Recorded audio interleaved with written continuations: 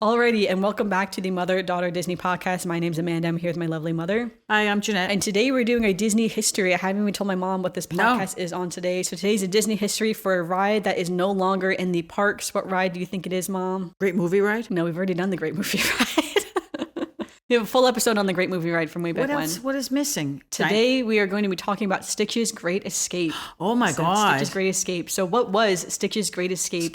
Stitch's Great Escape, it does have an exclamation point in the official title, but I'm not going to say it with the exclamation point every time, was a, in quotes, theater in the round attraction based on Disney's Lilo and Stitch franchise. And it was considered a non-canon prequel to the original 2002 film about Stitch's first, I say in quotes, prison escape. It was located in the Tomorrowland area of Magic Kingdom in the Walt Disney World Resort and was considered the fourth attraction to occupy the building that it was in. So previously it was Flight to the Moon, then Mission to Mars, and then the Extraterrestrial Alien Encounter. And of course it was designed by Walt Disney Imagineering. I think the only one I went to was Stitch. So we're not going to go fully into Flight to the Moon or Mission to Mars, but I do have some notes on its predecessor, the Extraterrestrial Alien Encounter, and it was stylized as Extraterrestrial Alien Encounter. That is kind of a bit of a mouthful to say, so that's why I'm not going to say that every single time. But again, that was also a theater in the round, a style show. And that at the time, the Extraterrestrial Alien Encounter was a co-production between Walt Disney Imagineering and Lucasfilm. And at the time, they were still separate. Like Disney didn't own Lucasfilm yet. So it was supposed to be a darkly humorous science fiction experiment that used binaural sound to achieve many of its effects. Now, binaural sound just basically means the sound is like in the speakers right by your head. So it's like in the seats, so to speak. So it's like more sound, I would say. So the original concept of the ride was that the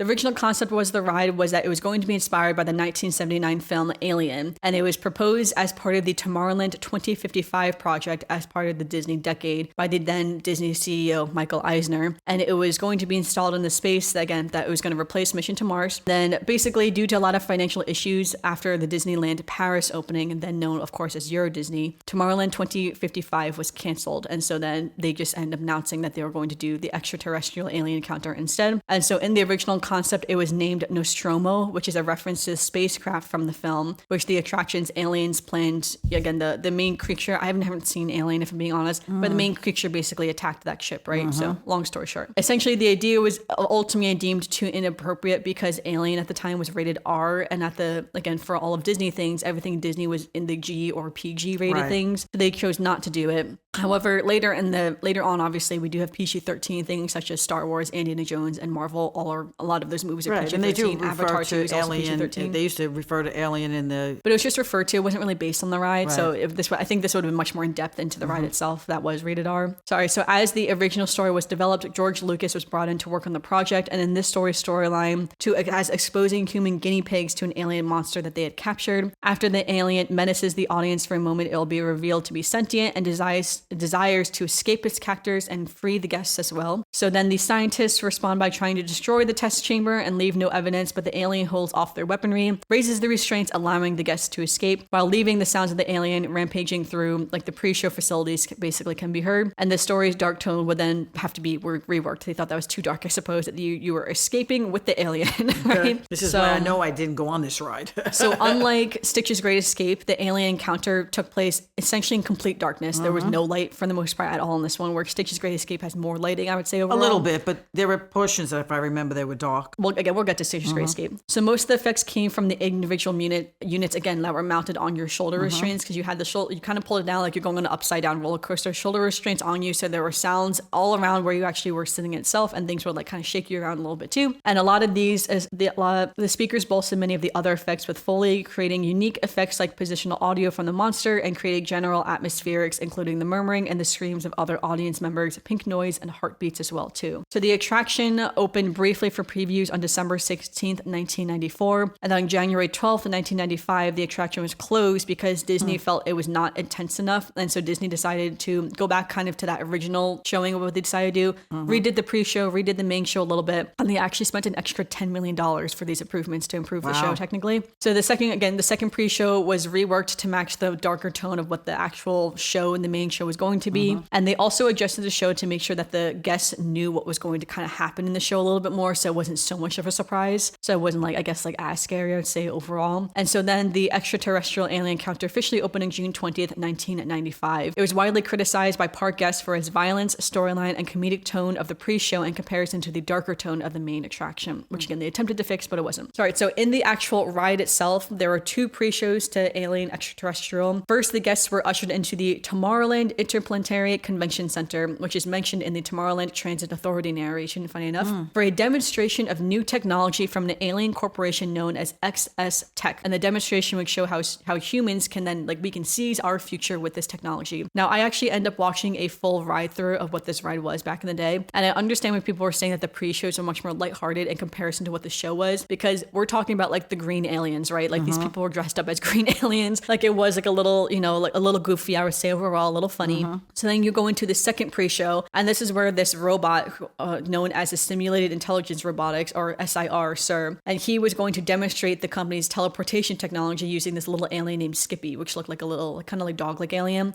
And so again, these were animatronics, they were not screens. And so he would move Skippy from one tube to the other tube, essentially. And when he moved to the second tube, Skippy would then look like very charred. He was disoriented. He looked like he was burned in the process, right? And they were saying like, we're going to use this technology on you guys now, right? So, and they're supposed to be like, get ready for you now to go through this like teleportation. And so then you get into the ride itself. You put your little harnesses on, and everyone, again, it's a circular chamber, so you're surrounding that teleportation tube. So now some of the other employees, I'm not going to say all their names because they all have names, obviously, but some of the other employees are communicating that they are live. The aliens, they're saying they're across the galaxy on your video screen, and we're going to teleport a single guest to come meet us basically where we are. But then the main guy is like, his name is Clench. Clench is like, actually, I'm going to teleport to you guys instead here on Earth. So I'm coming to Earth now. So his impatience doing change of plans means that the teleportation signal is being diverted to an unknown planet. And as a result, a towering winged and carnivorous alien was beamed into the tube by mistake. And of course, chaos then assumes. The technicians are panicking. The creature escapes. You're fully in the dark now, obviously. There's flashing lights a little bit. The tube is shattered. You know, everyone's screaming. When you watch the video, everyone's screaming. Right. So, right. And then, you know, everyone, it's like your sheets are shaking around, you know, everything. Because like the thing is supposed to be running through where you're sitting and everything. And eventually a maintenance worker is able to restore the power. But then he gets killed by the alien. You see him like, apparently he's supposed to like spray fluid is at you, right? Hitting the guest's face. And after the spray of fluid, again, your seats shake a little bit more. And then you feel the breath of the alien like on the back of your neck. You're supposed to feel like the dripping of his drool like on your shoulder and everything, the water. Then the power comes back on, and then with the assistance of the aliens, they are able to drive the alien was ultimately driven back into the broken teleportation device, but overpowering the tube caused the alien to explode right before the tube closed, and guests were then released from their seats while 2 technicians bid them goodbye and resumed the search for the misplaced Clench, because again, the alien that's supposed to come here is no longer there, so they don't know where he is. On your way out, you exit into the gift shop. That's literally what it said, right? You just enter into the gift shop. So after that horrific experience, to the gift shop you go. To the gift shop. Classic Disney theme park experience, right? So yeah, so that was that. And so on September 21st, 2003, Magic Kingdom announced that a new Lilo and Stitch themed attraction would be replacing Extraterrestrial Alien Encounter. So on October 10th, the park announced more details about the new attraction named Stitch's Great Escape, and that they would reuse a lot of the Alien Encounter technology, obviously. So because Alien Encounter was considered too scary and too intense for kids, officials wanted to make it the new attraction less scary and a little bit more family friendly. So later on, the remodeling started, and Stitch's Great Escape opened on November 16th, 2004. It had a large opening event, arguably one of the biggest openings for a ride in Disney World, honestly. There was a large inflatable Stitch outside of the park's entrance that people could take photos with. And they also noted signs saying that Stitch was causing chaos in the park itself. These signs featured his mugshot and had like all like this information of like what Stitch was up to in the park, like the mischievous things he was doing. You could find like fake security guards in the park looking for Stitch throughout the park as well too. On Cinderella's castle, this was the infamous thing you've seen with the toilet paper on Cinderella's castle that said Stitch is king. So it was only for one day that they did that, but the photos have lasted a tail of time, forever. Right? People love that. They actually had an opening show as well too, where they said Cobra Bubbles came out and told guests, right, the Cobra Bubbles from the movie, said that Stitch was on the loose and they were looking for it. Then the typical opening celebration for the park, what happened, and at the very end, Stitch took over that, you know, that scene, and all of these Elvis Presley impersonators came on the stage and sang staying with him. He was then escorted off stage, and then, you know, later on you would see that he was being under arrest, I would say. And then later on he's like seen again, you know, and they said throughout the day you could see Stitch on Cinderella's castle like peeking out, you know, and people could take photos of him and stuff. Again, massive opening for this ride that ended up not being popular, which I think is so funny. It's amazing. It didn't last very long. All right. So the attraction initially was met with mixed reviews from guests, as some consider Stitch's Greatest Escape a kid-friendly attraction, but others called it the worst attraction in Magic Kingdom. And one of the most, we'll get into the common complaints, but one of the most common complaints was the chili dog burp that made many guests nauseated during it. So, and then also want to say too that Stitch's Great Escape was also one of the first rides to have Fast Pass as well, was on there. So, all right, let's get into the ride itself. Let's get into the pre-show for Stitch's Great Escape. So guests would enter the Galactic Federation Prisoner Teleport Center, right? So similar to the other one, you're entering and there's a screen and you would see the characters from Lilo and Stitch like on the screen, like the cartoon actual characters, right? So the guests open and they enter. Again, this is the first pre-show. The Grand Councilwoman is on the TV, and she's telling guests that they would be guards for the United Galactic Federation. So you are going to be guards, and you're going on guard duty, right? You're going to learn how to be a guard. So after being taught the basic procedures of guard duty, guests entered the second pre-show, where they were introduced to a robot known as Sergeant, and then it's a bunch of letters and numbers. I'm not going to read it out loud. It is basically the same Sergeant, the same thing from the other one. He just looks a little cleaner, I would say, overall. Okay. He then performs a demonstration explaining that the types of prisoners that are incarcerated in this prison rank from level 1s to level 2s, and then we as the new guards are going to start off with level 1s, of course, the easy prisoners. And he proceeds to demonstrate the teleportation tubes using an alien named Skippy, who is the same alien as from the extraterrestrial alien counter, both in his normal and deformed forms. And the deformed one is supposed to be known as the donut guy. So they both appear at the same time. So it's supposed to be technically, I guess, like two different characters. And Skippy was supposed to be caught jaywalking between the moons of Jupiter, and that's why he's in prison now. So, all right, so shortly after, the demonstration is interrupted by Captain Gontu, who receives an alert of a level 3, which is the highest threat level of a prisoner, being beamed into the center, at which then the main sergeant who's like doing this demonstration, the teleportation, he like faints, right? So then we're instructed by Pleakley, again from the movie, over to a public address system to proceed to the high security level 3 prisoner teleportation chamber. So that's when you go into the main show. Right now we're in the main show, the main chamber. Everyone takes a little seats around the chamber. You put your little shoulder restraints on. They have the DNA scanning units in the show that are like lowered into place, and then they have the tracking cannons above. It's just like in the movie, right? So when he's in the tube, they have those like laser things that are tracking his DNA. So those are also in there as well. So on screens, the first officer Ambit and Ensign Gecko would help guests with the demonstration. The prisoner was then beamed into the chamber via a large plume of smoke, and then was revealed to be Experiment 626, referring to himself as Stitch.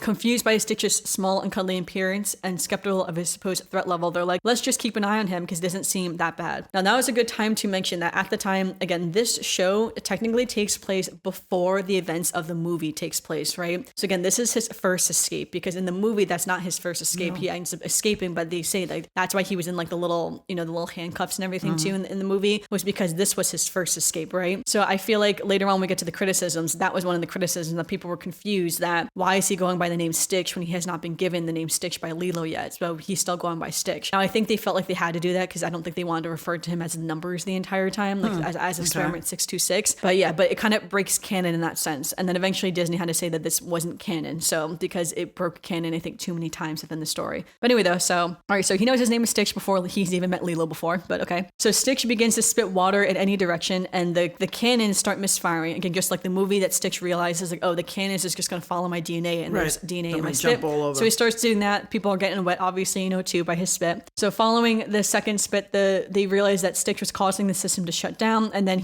Stitch, again, he keeps spitting, and then the screens are all powering down. As the computer indicated that power had decreased 80%, the TV screens turned off, and the smoke effects begin to blast. Loud explosions were heard all over as the lights in the chamber went out, allowing Stitch to now escape. Now we're in complete darkness with like flashing lights a little bit. Now there is going to be a renovation later down the road where initially the ride was fully in total darkness, and then they end up adding more flashing lights to the ride, so it wasn't in full total darkness. But I remember it being in full total darkness. In total darkness, or not total darkness, or flashing lights, whatever it may be. Ambit and Gecko tell his guests to stay seated and to not let the prisoner out of their sight. And as they go to fix the problem, Stitch destroys an unseen guest's cell phone and begins to stalk the guests, sniffing their ears and jumping on the shoulder restraints. Guests could hear Stitch scurry around the chamber in the speakers as he smells food. He steals a chili dog from another guest and he eats it, and then soon afterwards he unleashes his big burp that causes this really bad smell in the chamber, right? That was like one of the main complaints. Everyone hated that smell. Now at this point when I was watching the ride through of this, right, because I watched it on YouTube the other day, screaming. People are screaming, right? And I remember that too, because when you feel the shoulder restraints like press against you and stuff like that, it does feel weird. Or like when you feel him breathing in your ear, like you do feel it. You're like, oh my gosh, this is gross. This is weird. Like it does feel like you're being attacked by this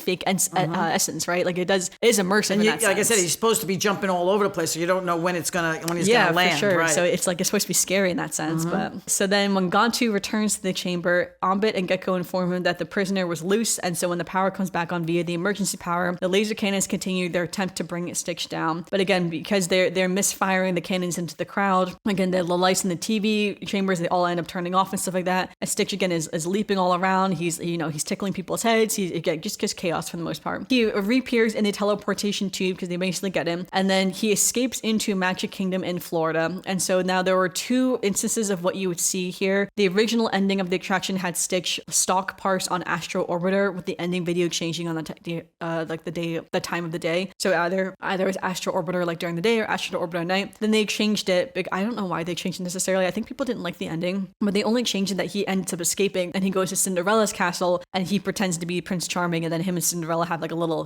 thing like on the screens instead. And Stitch licks the camera at the end and he says, and then Gecko is like, oh my gosh, we've been linked. And Gantu is like, well, let's just release the guests right now while we try to go get Stitch. And so then the guests were released from the restraints and exited into one of two gift shops. so again, always go back to gift shop, right? Right, always got to get out into a gift shop. And on the way to gift shops, there is a sign that labeled Days Without an Escape, and there was a big number going down along with the wanted posters of Stitch as well. Because again, the whole idea is that you're still supposed to be like in the prison, and he's still supposed to be in the prison, escaping or not escaping. Right. So, all right, so that was the overall ride. So like, what did you think of the ride, Mom, back in the day? I didn't like it. So walked out of there going, we're not going back to that again. Yeah, so overall, a lot of people didn't like it. I can imagine why not. Some of the main reasons was that the nauseating smell, people didn't like that. That I don't remember. People said the seats were uncomfortable, so a lot of people said that. A lot of people were upset that they reused too much of the previous ride, so a lot of things were really similar. And again, the confusion of the ride versus the movie, as this ride takes place before the plot of the main movie. And then also people were saying the ride was poorly maintained, right? It was often breaking down, things weren't working, so just general things like that too. Now, I do think it's interesting that the ride took place before the movie, because I think it makes sense, because most Disney rides these days recaptures whatever the movie was, right? The Frozen ride tells you the story of Frozen, the Ratatouille ride tells you the story of Ratatouille, and I think that's part of the reason why Tiana's Bayou Adventure is kind of having like an identity crisis, is because her ride takes place after the movie, and it was supposed to be based on a Disney Plus series that ended up never coming to be, sadly. But that's what I'm saying. I feel like the rides that just take place on the movie just tend to do better, right? Do better, because people can identify with it. Yeah. I also think too, I know I've talked about this at least with you before, that I feel like Stitch is a tricky character because there are two sides to Stitch. There is this chaotic, crazy side that we see in this ride, but then there's the cute side that we see on a lot of the merchandise, like the cute, cuddly, stuffed animals that you see. The Stitch everybody loves. Right. Yeah, it's like there's these two sides to it. But at the end of the day, he did start out as this crazy, chaotic character that was causing chaos, right? He was a prisoner, right? In theory, he was, that's how he got to Earth and everything. So I feel like Disney's always battling that concept of the two sides. Well, I think because this ride didn't get that side. This ride was just that's what I'm saying. It was just the chaotic side, and I think more people prefer the cuddlier side than his crazy side. Knowing the popularity of Stitch, I'm surprised they did not do a ride that kind of deals with the movie itself, like the way they did, Little Mermaid, and the way they do Ratatouille. And I'm surprised. I think that goes back to like what people are criticizing, that they just wanted to redo the alien ride, right? And So they just stuck Stitch, it in right? there. So that's what I think that's what it was. Like not to say it was lazy, but I think that's what they were like. Let's just retheme it to the most chaotic character we have, and like Stitch works. Let's just do that, right? Rather than give Stitch a proper ride like they would. Because if they would have if they gave a Stitch a proper ride, I got to tell you, it'd be a very popular ride, because people love Stitch. Because again, it's like I think that interesting characterization of Stitch is just so interesting, because you have those two sides, and at the end of the day, I think for a branding purpose, right, to brand Stitch, you're constantly battling. Well, the whole two idea sides of Stitch is that he started off like that, but when he found his family, he changed. He calmed down a little bit. He calmed down. He became somebody who cared about other people, who cared about being with his family, who cared about not leaving them behind. So the whole story of Stitch Stitch is what people love. Yeah. That he found his family. So that ride did not address that. So there were many rumors to why the ride permanently closed. There was rumors that there was going to be a Wreck-It Ralph ride that was going to replace in this area, but that has never come to be, and there's been no rumors for years about that either. So after October 1st, 2016, the attraction entered a seasonal operation, because again, there was breaking down so often they entered it just seasonally. And then the attraction last operated on January 6th, 2018, which led to speculation about the attraction's fate at the time, because it was supposed to be a routine refurbishment for the ride, but the ride never opened again. So a lot of people didn't know it was going to permanently close. So the closure ended up being completely closed. So what was said to be temporary in October. So on January 6th, it was said to be just a refurbishment of the ride. But then later that year in October, so almost like a year later, right, 10 months later in October, there was some photos that circulated online of the refurbishment going on, and it was of the Stitch animatronic with they call it the naked state without the actual coloring and his persona on top of it. So it's just like the robotics part of it, and he looks scary, right? If you, I mean, like Stitch, if you just like a skeleton of what Stitch would look like, it would look a little scary. And so that was shown. A few other things in the ride were shown too, completely dismantled. So people were like, "What's going on with the ride? Disney hasn't said anything." Right. Then in 2019, they gave the exterior some fresh paint, I guess, to try to tell people it's like it's gonna come back one day, but it didn't. And then on July 16th, 2020, during the COVID pandemic, of course, Disney confirmed that the attraction was going to be permanently closed, and then the signage was soon taken down afterwards as well. Now, I wonder if COVID didn't happen, if they would have maybe reopened it. But at that point, we're already 2 years into this refurbishment that had it open, so I'm not really sure necessarily. Yeah. Then in October of 2017, so going back, in October 2017, the attraction's first pre-show area was being used as a character meet and greet for Stitch, so you can go wait online and meet him. So now it's just being said that's used as a staging area for cast members, so cast members can like take their breaks. Okay, I was gonna say, because nothing went in there. Yeah, nothing's in there. As of right now, it's still just fully wasted empty. space. It's just an empty space. So it's very interesting. It's curious to see what Disney may put in there one day. Again, I'm assuming this has to do with cost to a certain extent, right? The cost, I think, to take down the whole ride would be so much. Now, apparently those cannons, right, that were pointing towards Stitch, really cost like 16,000 pounds or something like that, right? Like apparently so to very move heavy. them and to do anything, right? Yeah, so I think the cost to completely dismantle the ride, which is why they didn't do it back in the day and they just rethemed the alien ride to Stitch. Right, to Stitch. It's just too great, and I guess they just don't have an idea for right now. Again, can't justify the cost of taking it down. Like I said, it was, and I agree back. with people. It wasn't a very comfortable ride.